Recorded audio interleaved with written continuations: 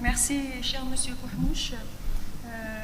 Honorable assistance, bien sûr, c'est avec une joie non dissimulée que j'ai accepté l'invitation de Monsieur Gderi pour vous parler du CEPA, actualité. Je remercie d'abord le comité organisatrice, le comité qui organise ce magnifique congrès, présidé par Monsieur Gderi, qui est si généreux. Un mille merci n'est pas suffisant pour lui dire, pour valoriser et gratifier tous les efforts qu'il a fait depuis une trentaine d'années pour l'amélioration de l'allergologie au Maroc. Donc tout de suite, j'entame mon topo par un cas clinique qui m'a été prêté par une personne aussi généreuse, Madame le professeur Drissi Mounia, qui est du CHU, pédiatre au CHU de Fès. C'est un cas caricatural, vous allez voir. Donc, il s'agit de la petite Fatine, âgée de 9 mois, qui a été jusqu'à 4 mois sous allaitement maternel exclusif. Et puis, donc, le temps de pour la diversification, on a introduit l'allaitement artificiel et on a entamé une ébauche de diversification. Elle a commencé à présenter alors un tableau fait de digestif, fait de vomissements, de diarrhée, c'est des vomissements postprandiaux, diarrhée liquidienne, parfois glaireuse. Et comme c'était sournois, donc les parents n'ont pas consulté tout de suite, c'est donc le tableau a évolué bien sûr vers un retentissement staturo-pondéral, surtout pondéral avec stagnation pondérale.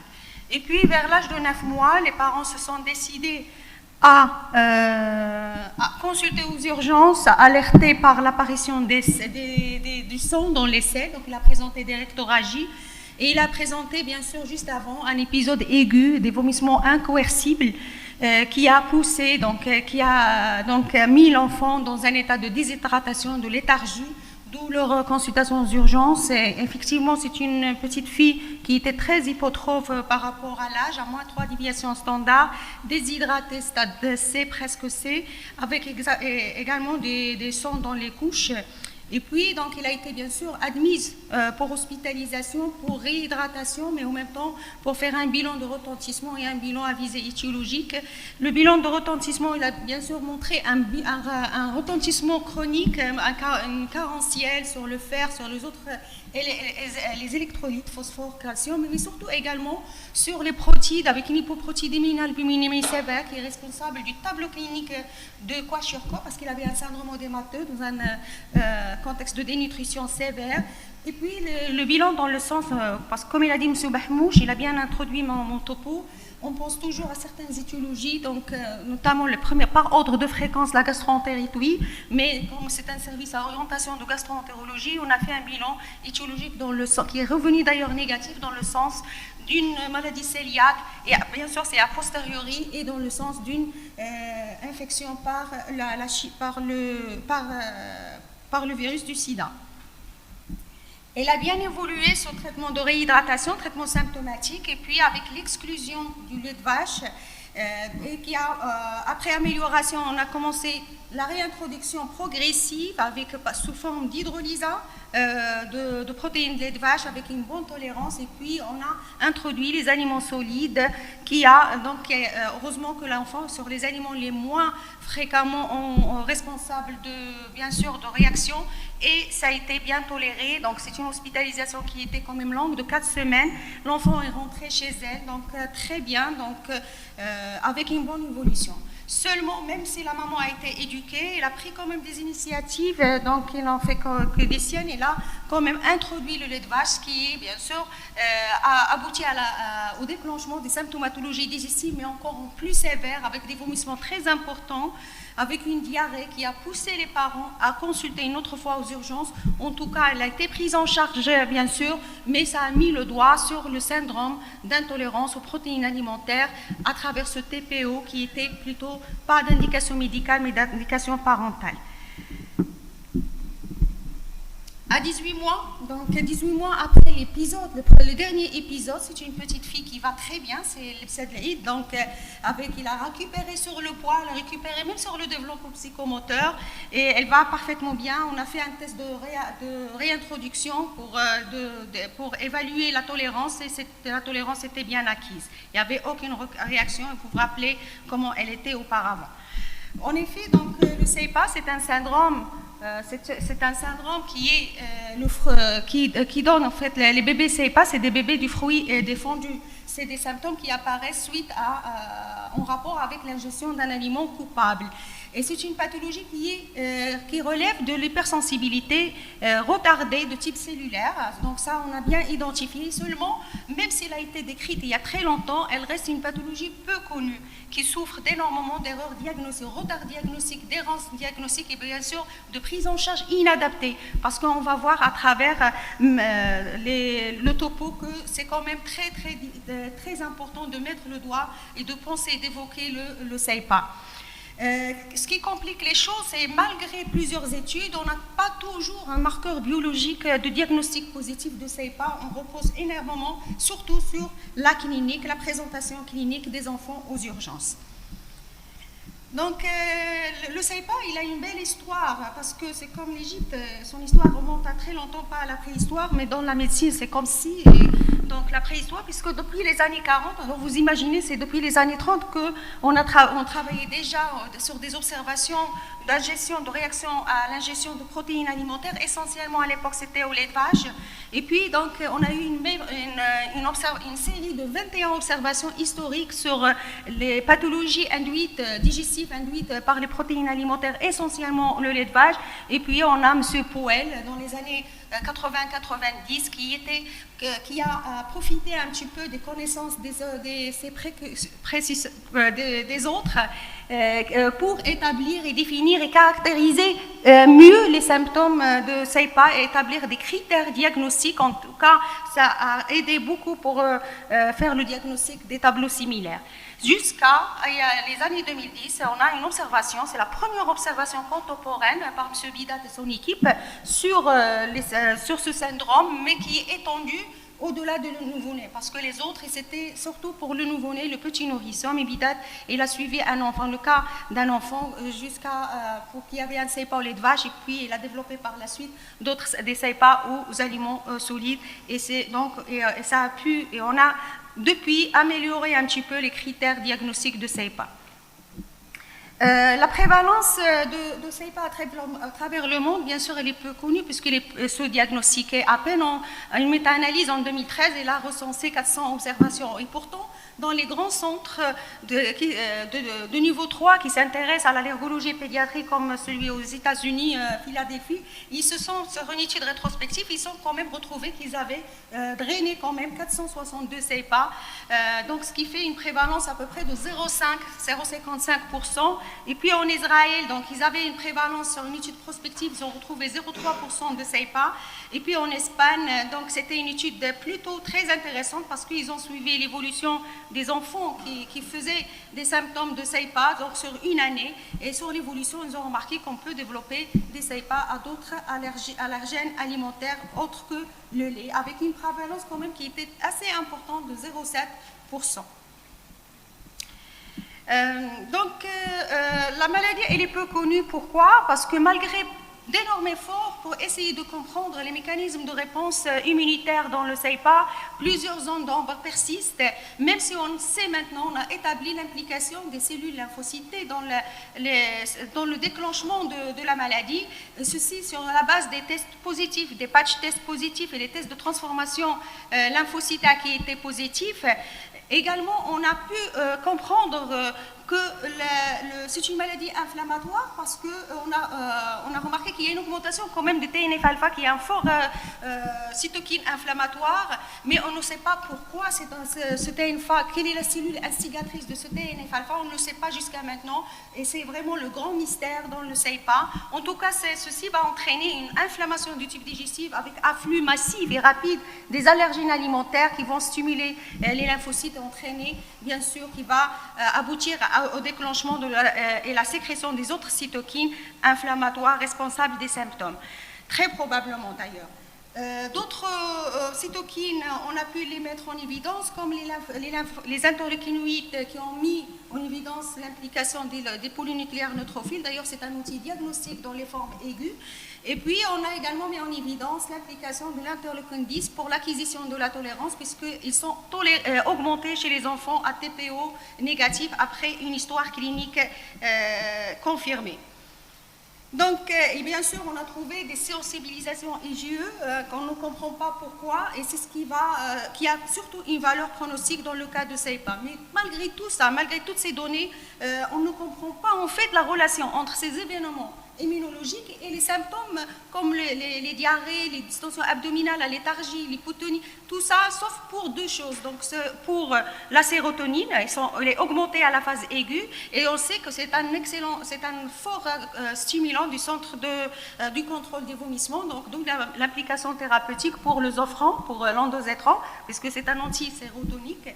Et puis pour la méthémoglobinémie, parce qu'il y a une sécrétion de nitrite qui va oxyder le noyau M et va contrecarrer la transformation de l'hémoglobine efficace transporteur d'oxygène. On aura une surcharge de la méthémoglobine qui va être responsable de teint grisâtre dans l'enfant.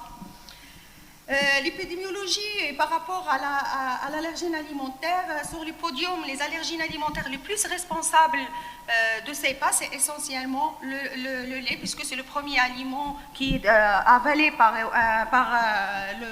le nouveau-né, par l'enfant, et puis donc suivi de près par l'œuf, le poisson, les fruits, les céréales. En tout cas, les aliments les plus couramment responsables de CEPA ont été bien identifiés, et avec les trois premiers qui occupent vraiment le podium.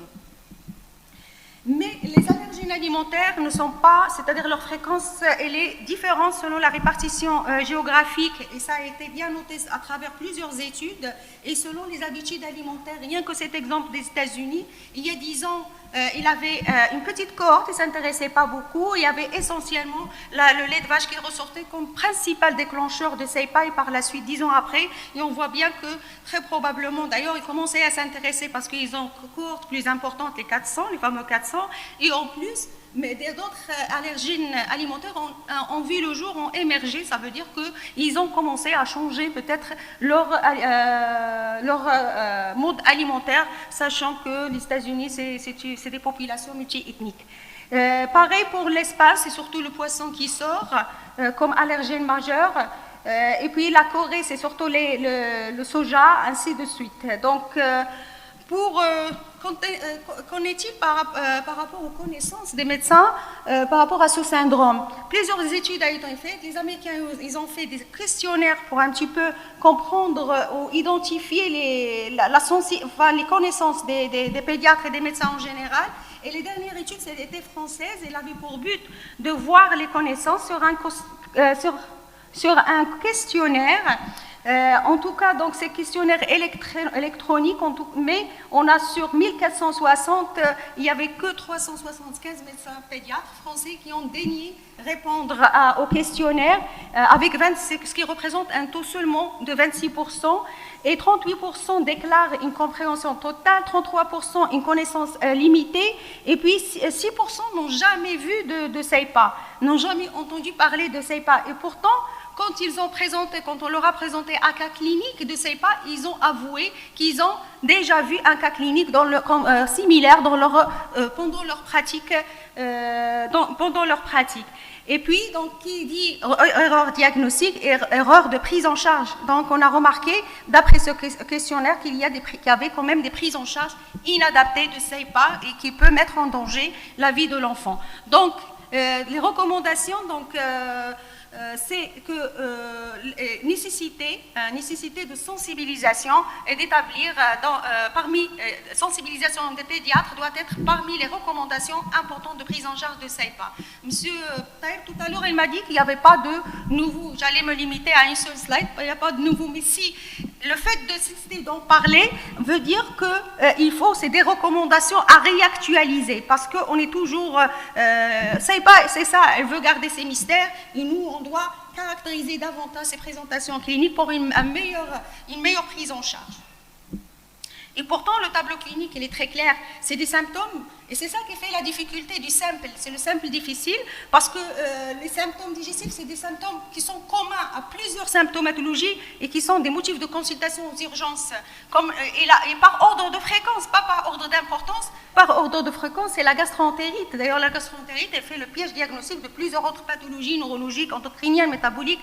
Et parmi, donc, il y a le CEPA. Donc, on a des vomissements, pâleur, léthargie, diarrhée coïncidant avec, si on fait un interrogatoire correct, si on y pense, il faut trouver qu'il coïncide avec l'ingestion d'un aliment. Donc, c'est des symptômes qui sont communs. C'est parmi les symptômes, d'ailleurs, l'enfant réagit à tout par des vomissements.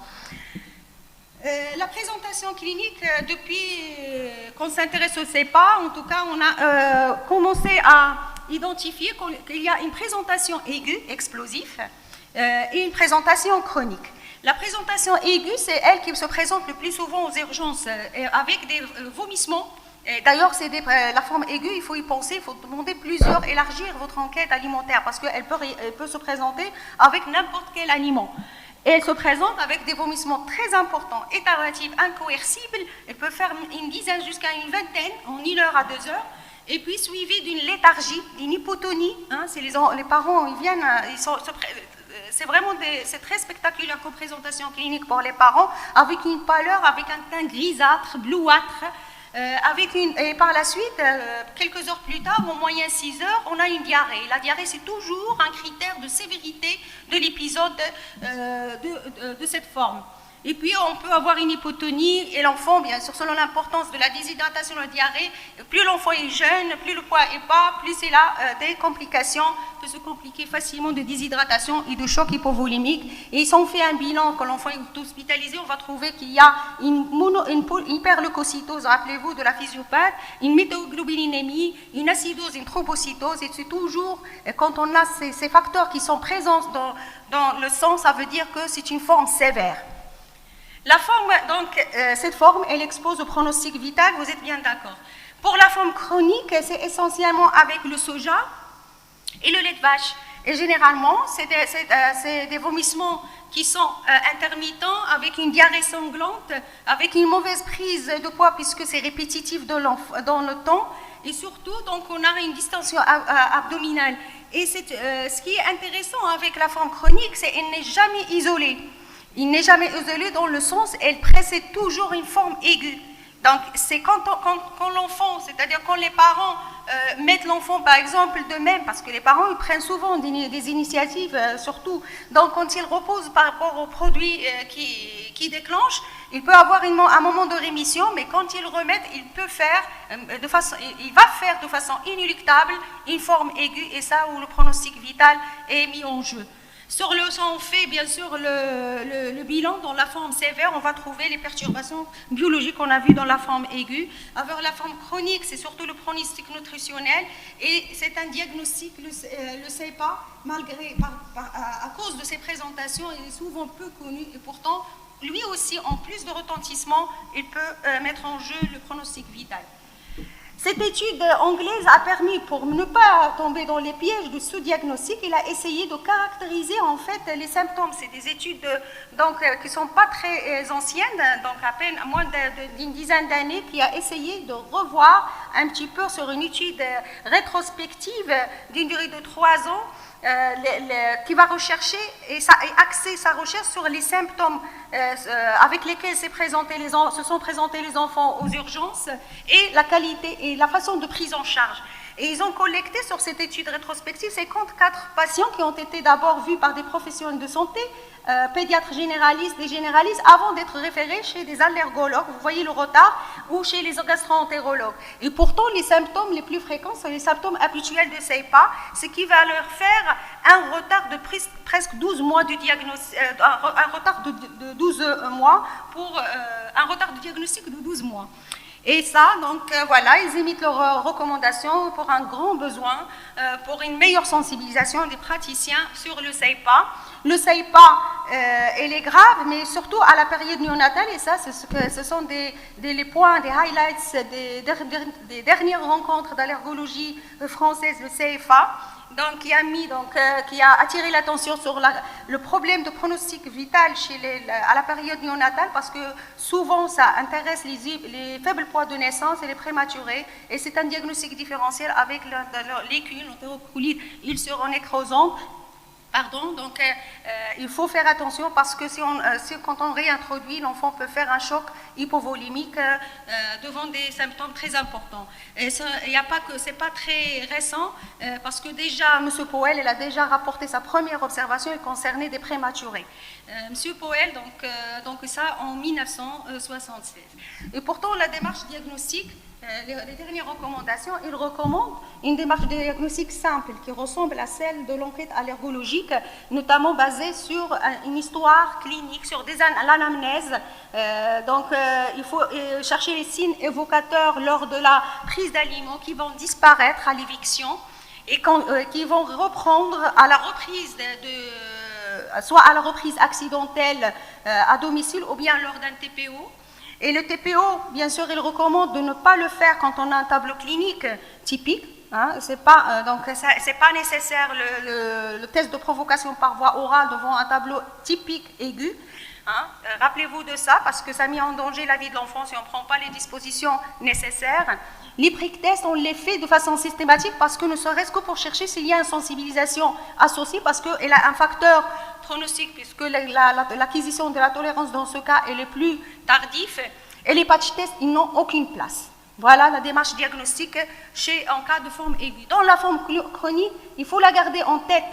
Hein, parce que le diagnostic est souvent peu diagnostiqué, il faut toujours chercher à l'évoquer devant des symptômes suspects.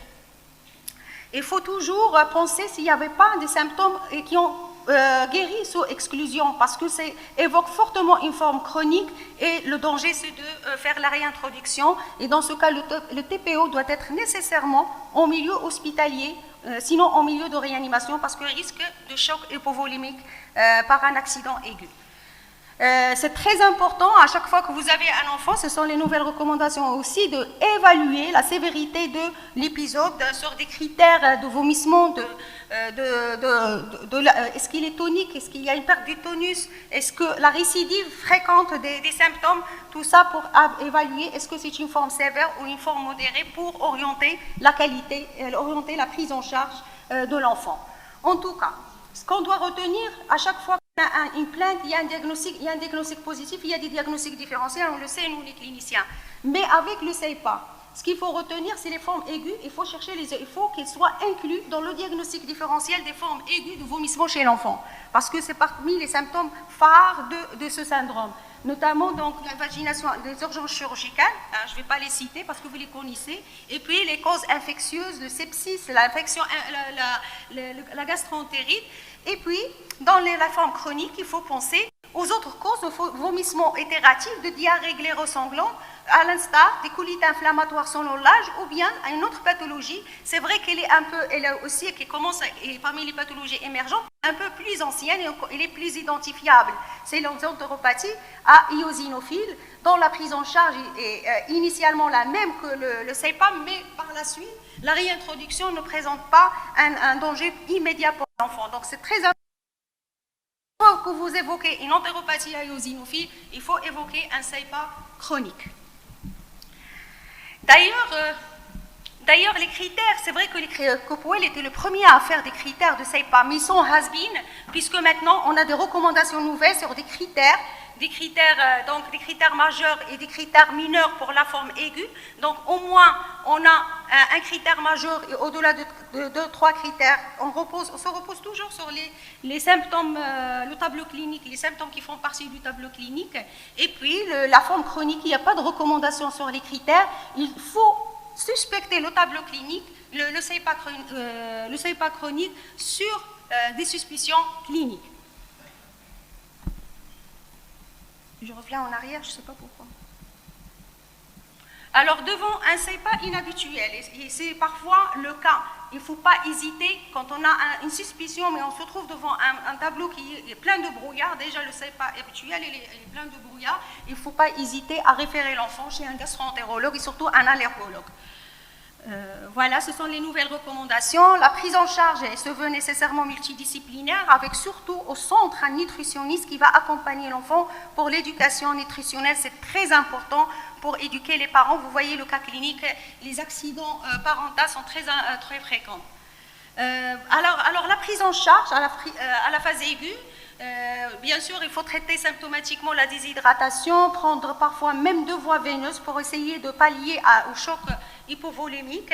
Et il faut, après avoir évalué la sévérité, pour voir est-ce qu'on va donner, on va traiter par voie orale ou par voie intraveineuse, parce il y a des recommandations pour commencer par voie orale quand les vomissements ne sont pas très importants, avant de commencer à chercher, parce que dans l'urgence, on ne peut pas savoir si sur cet aspect de vomissement modéré, il peut se greffer rapidement des vomissements incoercibles qui peuvent basculer l'enfant dans le choc hypovolémique. Donc c'est toujours, donc ça n'a pas changé, M. Taïr, donc les recommandations pour la prise en charge à la phase aiguë, vous avez raison, n'a pas changé, donc on a toujours le remplissage, l'endosétran par voie intraveineuse et par voie intramusculaire, donc à des doses qu'on doit respecter selon le poids. Les corticoïdes, vu que c'est une maladie inflammatoire, sont recommandés. Et puis l'adrénaline, qui est souvent donnée aux urgences, parce que souvent le tableau clinique est pris à tort pour une allergie IgE-médiée, ou bien, surtout ça, on donne souvent, ou bien dans le choc hypovolémique, on donne l'adrénaline, et qui est contre-indiqué, il faut toujours, on peut y le donner, mais après remplissage. Sinon, il y a risque de désamorçage de la pompe cardiaque de l'enfant. Le régime, alors pour la prise en charge au long terme, c'est le régime d'éviction avec bien sûr objectif d'éliminer le coupable, le déclencheur, surtout qu'on n'a pas de test diagnostique validé pour le CEPA. Les indications des tests de provocation diagnostiques, ils sont indiqués seulement si on a une histoire clinique qui n'est pas claire, pas de place pour les formes typiques. Et quand on n'a pas d'amélioration, après exclusion de l'aliment suspect, et pour vérifier surtout l'acquisition de la tolérance qui est faite 12 mois à 18 mois après le dernier accident, parce que les facteurs d'échec de TPO, c'est surtout quand on donne, c'est-à-dire on induit une réintroduction avant les 12 mois après le dernier épisode aigu. Là, donc, voilà, c'est comment interpréter le TPO. Donc, c'est sur des critères, également critères majeurs, critères mineurs. Donc, c'est les dernières recommandations de 2017. Donc, c'est sur la sévérité des symptômes, notamment les vomissements, la récidive après des vomissements ensuite à l'aliment responsable. Et surtout quand on n'a pas de sensibilisation IgE médiée. Et surtout quand on n'a pas de symptômes extradigestifs qui évoquent plutôt une allergie IgE médiée. C'est donc le TPO, il va poser le diagnostic de CEPA, c'est on a un critère majeur avec au moins 2 critères mineurs. Les aliments, donc, vous les connaissez, je les ai déjà présentés. Et les dernières recommandations par rapport à l'introduction, il faut savoir quand on est allergique à un aliment, les aliments qui appartiennent au groupe alimentaire, on y est allergique. Et quand on est tolérant, on a de fortes chances d'y être tolérant. Donc, si on est tolérant à un aliment, par exemple, si on est tolérant au poulet, on peut introduire les autres volailles. Si on est tolérant au soja, on peut introduire les autres légumineuses. Voilà, donc c'est comme ça qu'ils ont proposé, sans oublier l'importance de l'allaitement maternel. Tout le monde recommande fermement le maintien ou bien la reprise de l'allaitement maternel parce qu'on n'a pas été observé de CEPA à travers les protéines alimentaires qui passent à travers le lait maternel. On ne sait pas pourquoi. Peut-être il y a une modification dans le lait maternel de caractère de la protéine alimentaire qui la rend indifférente au système immunitaire. La diversification, il n'y a pas de recommandation. J'ai terminé, il me reste, je pense, voilà. Donc c'est très important. Donc on a seuls les aliments déclencheurs sont exclus pour éviter les complications des régimes, des exclusions abusives.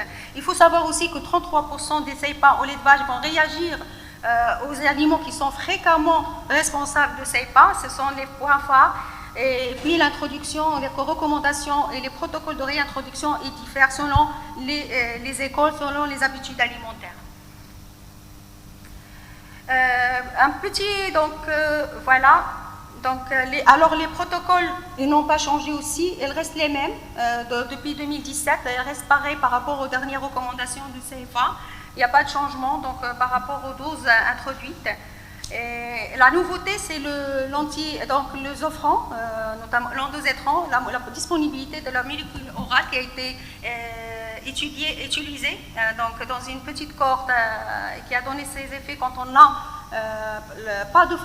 n'a pas de symptômes sévères, notamment on n'a pas de vomissement incoercible. Donc, reste une minute. Elle reste une minute. Combien? Une minute. Alors, je vais conclure très rapidement. Pour dire... ça, c'est pour dire que, en dehors du lait, donc le lait de vache qui est en dehors du lait de vache, on a les poissons où l'acquisition de la tolérance est plus tardive, elle est plus retardée, avec une moyenne d'acquisition de la tolérance au lait de vache d'une moyenne de 2 ans. Mais les chiffres diffèrent selon les études. En tout cas, en conclusion, quand vous voyez, donc, le CEPA reste une pathologie qui reste entourée d'ombre, de zones d'ombre. C'est une pathologie grave, puisque dans sa forme aiguë, que ce soit dans sa forme aiguë ou sa forme chronique, elle expose l'enfant au pronostic vital par le risque de décès par choc hypovolémique.